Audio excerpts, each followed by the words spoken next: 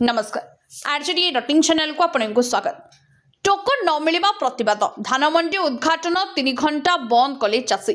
आज खरीफ धान मंडी उद्घाटन दिन ही देखा चाषी असंतोष। टोकन न मिलवा जोगु तत्ती गले चाषी प्रबल पाटितुंड कर उद्घाटन कार्य बंद करते।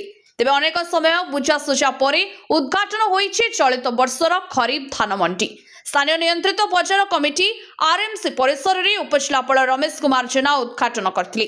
आज सकाळ 10टा समय आरएमसी मार्केट यार्ड परिसर में धान मंडी बिक्री पाई धार्य होइतिला।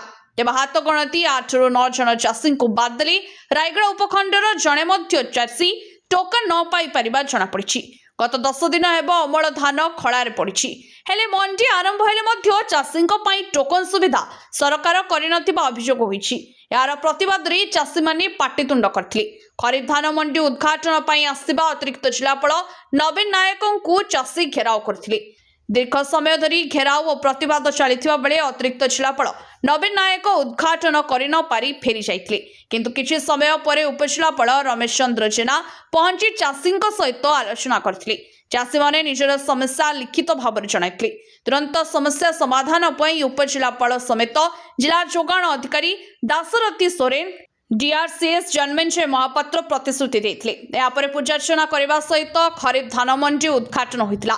21,486 जन चाषी धान बिक्री पाई पंजीकरण करछंती। समानंक ठारू जिलार 43 मंडी धान क्रय कराजिबो बोली सूचना मिलिछि।